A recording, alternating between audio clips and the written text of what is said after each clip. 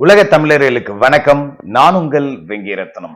எப்படியாவது இந்த ஆட்சியை கலைச்சிடணும் அப்படின்னு இரவு பகல் தூக்கம் இல்லாம ஸ்டாலினும் அவரோட புதல்வர் உதயநிதியும் அவரோட மாப்பிள்ளை சபரீசனும் இன்னும் பிற அமைச்சர்களும் தவியா தவிக்கிறாங்க.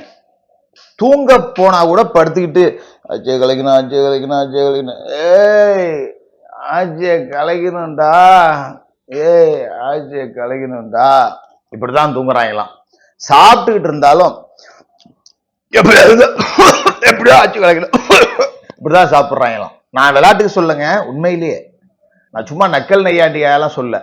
பாத்ரூம்ல உட்காந்து முக்கினா கூட எப்படியாவது இந்த ஆட்சியை கலைச்சு விட்டுறணும் அப்படிங்கிறது தான் திமுகவினரோட முழு குறியா இருக்கு. அதுக்கு மெயின் ரீசன் என்னன்னா, இவங்களால ஆட்சி அதிகாரம் இல்லாம இருக்க முடியல அப்படிங்கிறது இல்ல, நம்ம மேல உள்ள வழக்குகள் தூசு தட்டப்படுறோம். இந்த வாட்டி மாட்டிக்கிட்டோம். அதாவது ஸ்டாலினோட காலத்திற்கு பிறகு உதயநிதியால கட்சியை கண்டிப்பா நடத்த முடியாது, திமுக இதோட முடிச்சு விட்டுருவாங்க அப்படிங்கிற ஒரு மனநிலைக்கு தெளிவான முடிவுக்கு வந்திருக்காங்க. உண்மையும் கூட தான். உதயநிதியை நம்பி எல்லாம் நிவேதா பித்தராஜே வரமுட்டாங்க, கட்சிக்காரன் எங்கேருந்து வர போறான் அப்படிங்கிற மாதிரி தான் அதை நம்ம எடுத்துக்கணும். சம்மந்தலா ஒரு பெண்ணை பேசக்கூடாது, சாரி, ஏதோ வந்துருச்சு வாயில, டெலிட் கூட பண்ண போறதில்ல, அப்படியே விட்டுருவோம். அடுத்த பெண்ணெல்லாம் இழுத்து நம்ம பேசக்கூடாது, ரைட், ஓகே. அப்படிதான் இருக்கு. ஏன்னா உதயநிதியை நம்பிலாம் சீனியர்கள் எல்லாம் கட்டி உதயநிதியெல்லாம் மேய்க்க முடியாது, ஸ்டாலினாலேயே மேய்க்க முடியல. ஆளாளுக்கு நாட்டாம பண்ணிக்கிட்டு திரியிறாங்க. சேகர் பாபெல்லாம் ஸ்டாலின் ஒரு பொம்மை மாதிரி வச்சிருக்கீங்க, வாங்க இப்ப டான்ஸ் ஆடுறாங்க பாருங்க. உண்மை குளத்தூர்ல உங்களை எதுக்கு ஆளே இல்லை, நீங்க தான் பாத்துங்கப்பா அப்படின்னா அவங்க எல்லாம் டான்ஸ் ஆடுவாங்க. ஸ்டாலின் ஓ நம்ம ஜெயிச்சிட்டோம் போல இருக்கு அப்படின்னு நினைச்சிட்டு இருந்தாரு. கடைசியில வடைய சுட்டு ஊட்டி விட்டாங்க, வேலை முடிஞ்சு போச்சு. இதனாலதான் நம்ம முன்னாள் அமைச்சர்களை எல்லாத்தையும் காப்பாற்றணும். நாம இருக்கிற காலகட்டத்திலேயே எப்படியாவது உதயநிதியை சிஎம்ஆக்கி பார்த்துடணும் அப்படிங்கிற ஒரு பெரிய திட்டத்துல எப்படியாவது இந்த ஆட்சியை கலைச்சிடணுங்கிறேன். பட் ஆனா எனக்கு ஒண்ணு மட்டும் புரியல, என் ஆட்சியை கலை உன்னால அது முடியுமா முடியலையான்னு தெரியல. சரி முடியுதுன்னே வச்சுக்கோமே, திரும்ப எப்படி ஜெயிப்பீங்க அதை யோசிக்கணும்ல. அதாவது மக்கள் தேர்ந்தெடுத்து ஒரு ஆட்சியை கொண்டாந்து உட்கார வச்சிருக்காங்க, சிறுபான்மையா தான் உட்கார வச்சிருக்காங்க, பெரும்பான்மை கொடுக்கல. இப்ப விஜய் அன்பாப்புலர் ஆகாம ஒரு 4 வருஷம் ஆண்டுட்டாரு, ரொம்ப மோசமான ஒரு ஆட்சி நடக்குது அப்படின்னா அப்ப நீ மக்களா நினைக்கணும் எப்படா இந்த ஆட்சி போய் தொலையும் அப்படின்னு. அப்ப கலைச்சிங்கன்னா நீங்க ஜெயிக்கக்கூடிய வாய்ப்பு இருக்கு. இப்ப சும்மா இருக்கிற ஆட்சியை கலைச்சு விட்டீங்கன்னு வச்சுக்கோங்க, 200 தொகுதி ஜெயிப்பாங்க. அப்புறம் உதயநிதியும் புள்ள போக முடியாது சட்டசபைக்கு. அப்பாவை காணும் அப்படின்ன மாதிரி அப்பமாவா 2 பேத்தையுமே காணும் அப்படிங்க வேண்டியதுதான். அதுதான் நடக்கும். ஒரு ஆட்சி வந்துருச்சுன்னா விட்டுருங்க ஃப்ரீயா, என்னதான் நடக்கிறாங்க பார்த்துட்டு போட்டோம். நல்லா இருந்தா நல்லா இருந்துட்டு போகுது, நல்லா இல்லைன்னா மக்களே புறக்கணிக்க போறாங்க, அவ்வளவுதானே. அதை விட்டுட்டு ஆட்சியை கலைக்கிறதுக்கு தலைகீழ நின்று தண்ணி குடிச்சுக்கிட்டு இருக்காங்க. சீரியஸா. இப்ப செல்வ பெருந்தகை நேத்து நீக்கப்பட்டு மாணிக் தாகூர் தமிழ்நாடு காங்கிரஸ் தலைவரா நியமனம் செய்யப்பட்டிருக்காரு. இதுக்கு பின்னாடி ஒரு பெரிய சதி நடந்திருக்கு. அதை தமிழக உளவுத்துறை முன்கூட்டியே முதல்வருக்கு நோட் போட்டு கொடுத்திருக்காங்க.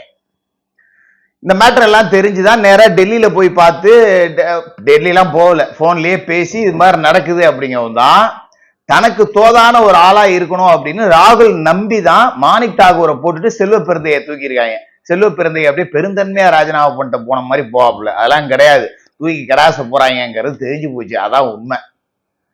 என்னன்னா, இந்த ஆட்சி அமையறதுக்கு முன்னாடியே காங்கிரஸ் மேலிடம், அதாவது டெல்லி மேலிடம் டிவிகே கூட்டணிக்கு தயார் நிலையில வந்துட்டாங்க. ஆனா இந்த வாலி தான் இழுத்து பிடிச்சி, நான் ஏகப்பட்ட இடத்துக்கு வாலியை தூக்கிட்டு போயிருக்கேன், பேசாம இருக்கேன், அவங்க தயவுல தான் காப்பாத்திக்கிட்டு இருக்கேன், ஆம்ஸ்டாங் கேஸ் அது இதுன்னு நோண்டாங்கன்னா அதே வாலியை கொண்டாந்து ஏன் மூஞ்சில ஊத்திட்டு போடுவாங்க அப்படிங்கிற அளவுக்கு தான் நான் நடத்தின பழப்பு இருக்கு, பேசாம இருங்கன்னு கொஞ்சம் எல்லாத்தையும் கன்வின்ஸ் பண்ணி கொண்டாந்து இங்க திமுகவோட சேர்த்து விட்டாப்புல. உண்மையிலேயே அன்னைக்கு காங்கிரஸ் டிவிக்கு பக்கம் போயிருந்தா ஒரு 40 சீட்டு கொடுத்துருப்பாரு விஜய், இன்னைக்கு ஒரு 30 எம்எல்ஏ இருந்திருப்பான், பெரும்பான்மையாவே ஆட்சி அமைஞ்சிருப்பாங்க, ஒரு 5-6 காங்கிரஸுக்கு அமைச்சரும் கிடைச்சிருந்திருப்பாங்க. எல்லாத்தையும் நாசம் பண்ணது இந்த வாலி தான்.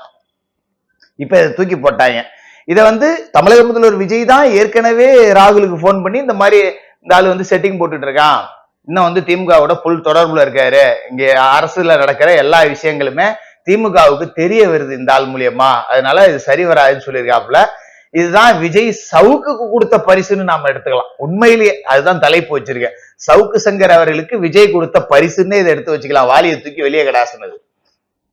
ஏன்னா ஒருத்தனை வெட்டி கொண்டுட்டான்னா கூட அது பெருசா 4 நாளை எழுதிட்டு போயிடுவாங்க. உயிரோட இருக்கும்போது ஒருத்தன் வீட்டுல மலத்தை அள்ளி ஊத்தி ஒரு வயதான பெண்மணியை கொடுமைப்படுத்தி இதெல்லாம் எப்படி எடுத்துக்க முடியும்? நான் திரும்ப திரும்ப இந்த வார்த்தையை 100 தடவை சொல்லியிருக்கேன். நான் சவுக்கு அவர்களுக்கு பெருசா முட்டெல்லாம் கொடுக்கல, ஆதரவுலாம் கொடுக்கல. அதாவது நாளைக்கு ஏதாவது ஒரு பிரச்சனைனா அவருக்கு எதிராகவே பேச வேண்டிய சூழலும் வரும். அதெல்லாம் மாற்று கருத்து இல்ல.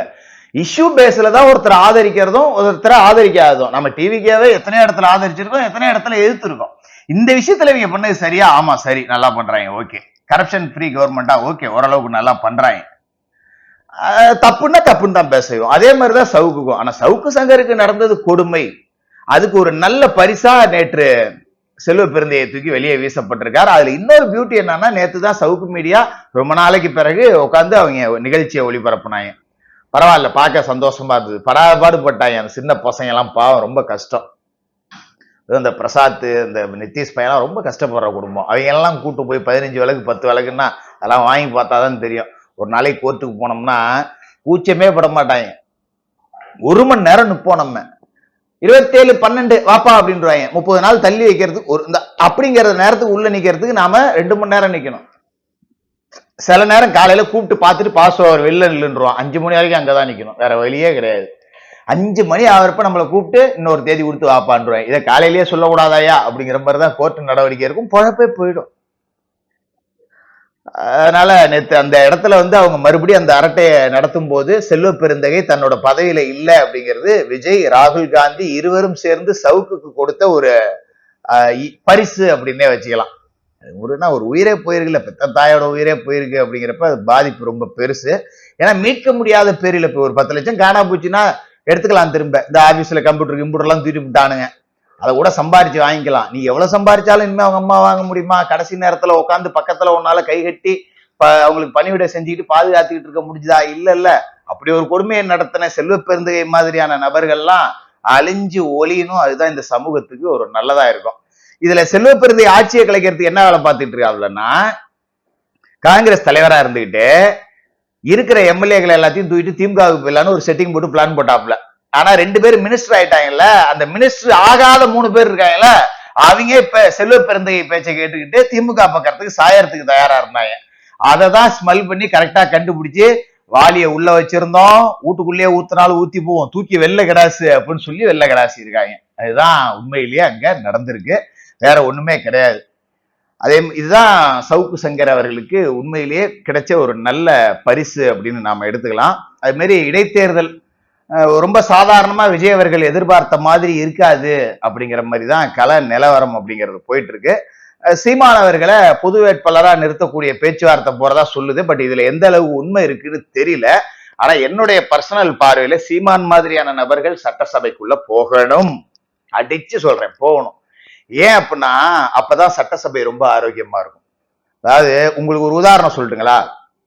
இப்ப டிவிக்கு ஆட்சியில நாளைக்கு ஒரு லாக்அப் டெத் நடக்குதுன்னு வச்சுங்களேன், அஜித் மரணம் மாதிரி ஒருத்தனை அடிச்சு கொண்டுறாங்க. இப்ப திமுகவினர் சட்டசபையில இதை கேள்வி எழுப்ப முடியுமா?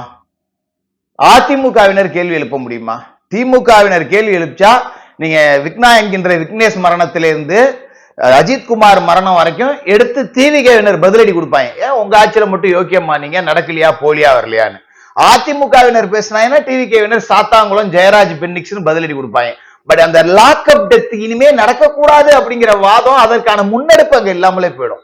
நீ செஞ்சிருக்க, நானும் நீ செஞ்சிருக்கலையா, உங்க ஆட்சியில நடக்கலையா, நீ செய்யலையா, உங்க ஆட்சியில நடக்கலையா, இப்படியே அந்த வாதம் முடிஞ்சிடும். இது சர்ச்சையாவும் அவை குறிப்பில இருந்து நீக்கப்படும், வெளிநடப்பு நடக்கும், அதோட அது முடிஞ்சு போகும். ஆனா சீமான் மாதிரி ஒரு நபர் உள்ள இருந்தா இந்த லாக்அப் டெத்தை எடுத்து பேசலாம்.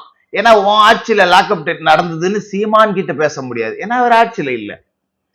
இது மாதிரிதான் புது பிரச்சனைகள் எதை வேணாலும் எடுத்து நம்ம மக்கள் பிரச்சனைகளை முன்வைக்கலாம்.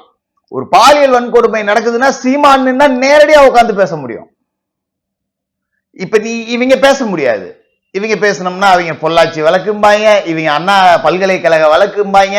இந்த பிரச்சனைக்குள்ளேயே சம்பந்தப்பட்ட பிரச்சனைக்கான தீர்வு அப்படிங்கிறது இல்லாமலே போயிடும். அப்ப புதுசா ஒரு தலைவர் உள்ள போனா எதிர்த்து கேள்வி கேட்கறதுக்கு ரொம்ப சரியா இருக்கும். அதனாலதான் சீமான் மாதிரி புதியவர்கள் சட்டசபைக்குள்ள போகணும் அப்படின்னு நான் விரும்புறேன். அது ஒரு ஆரோக்கியமான சட்டசபையாவும் இருக்கும்.